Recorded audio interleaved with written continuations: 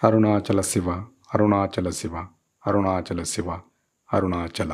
ప్రతి సంవత్సరం కృత్తికా నక్షత్రం రోజు అరుణాచల కొండపై ఆకాశాన్ని తాకేలా ఓ అగ్ని శిఖరం వెలుగుతుంది. మనమందరం చూసేది ఆ ప్రజ్వలించే జ్యోతిని, ఆ అద్భుతమైన దృశ్యాన్ని. కానీ ఆ జ్యోతి వెనక ఉన్న అసలు కథ మనలో ఎంతమందికి తెలుసు? ఆ అగ్నిగోళం వెనుక ఎంత శ్రమ, ఎన్ని చెమట చుక్కలు, ఎంత అచంచలమైన భక్తి దాగి ఉన్నాయో మనం ఎప్పుడైనా ఆలోచించామా? ఒక్క క్షణం ఊహించండి. కటిక చీకటి, రాళ్ళు, ముళ్లతో నిండిన కొండదారి, అడుగు జారితే అంతే 2000 అడుగుల లోయ. అలాంటి ప్రమాదకరమైన దారిలో 1000 కిలోల బరువును మోస్తూ కేవలం ఒక్క రాత్రిలో కొండ శిఖరానికి సామాగ్రిని చేర్చేది ఎవరు? వాళ్ళేమైనా దేవతలా, లేక గంధర్వులా? కాదు, మనలాంటి సాధారణ మనుషులే. కానీ వాళ్ళ సంకల్పం, వాళ్ళ భక్తి అసాధారణం. ఈరోజు మనం చూడబోయేది ఆ మహాదీపం వెనక ఉన్న నిజమైన భక్తుల దైవతత్వం. లక్షల మంది చూసే ఆ జ్యోతి కోసం కొన్ని వందల మంది పడే ఆరాటం, వారి శ్రమ వెనుక దాగి ఉన్న అసలు రహస్యం.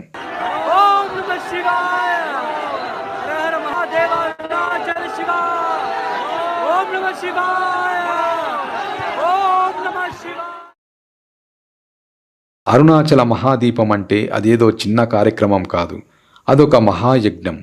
దీనికి వాడే సామాగ్రి గురించి వింటేనే మనకు నోట మాట రాదు.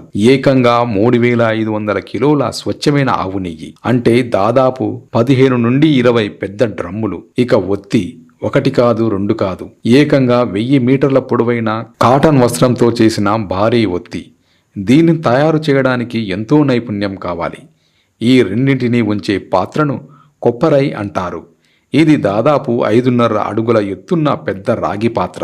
దీని బరువే 100 కిలోలు ఉంటుంది. ఈ కొప్పరైని ప్రతి సంవత్సరం బాగుచేసి శుభ్రపరిచి కొండపైకి తీసుకెళ్తారు. వీటితో పాటు కర్పూరము, పూజా ద్రవ్యాలు, ఇలా లిస్టు చాలా పెద్దది. ఇప్పుడు అసలు ప్రశ్న, ఎలాంటి రోడ్డు సౌకర్యం లేని సుమారు 2668 అడుగుల ఎత్తున్న ఆ కొండపైకి ఈ 1000 కిలోల సామాగ్రి అంతా ఎలా వెళ్తుంది? అది కొన్ని గంటల్లోనే. ఈ అసాధ్యమైన పనిని ఎవరు పూర్తి చేస్తారు? ఆ అదృశ్య శక్తి మరెవరో కాదు, స్థానిక భక్తులు, ఆ పర్వత పుత్రులు. తరతరాలుగా ఈ సేవకి అంకితమైన కొన్ని ప్రత్యేక కుటుంబాలు. వాళ్ళను జ్యోతినాడర్ లేదా దీపనాడర్ వంశస్థులుగా పిలుస్తారు. వాళ్ళకిది పని కాదు, తరతరాలుగా వస్తున్న పవిత్రమైన బాధ్యత. స్వామికి వాళ్ళు చేసే సేవ. దీపం వెలిగించే రోజు మధ్యాహ్నం నుంచే ఈ మహాయజ్ఞం మొదలవుతుంది. 100 మంది వాలంటీర్లు ఒకచోట చేరుతారు. నెయ్యి డ్రమ్ములను, ఇతర సామాగ్రిని తలకి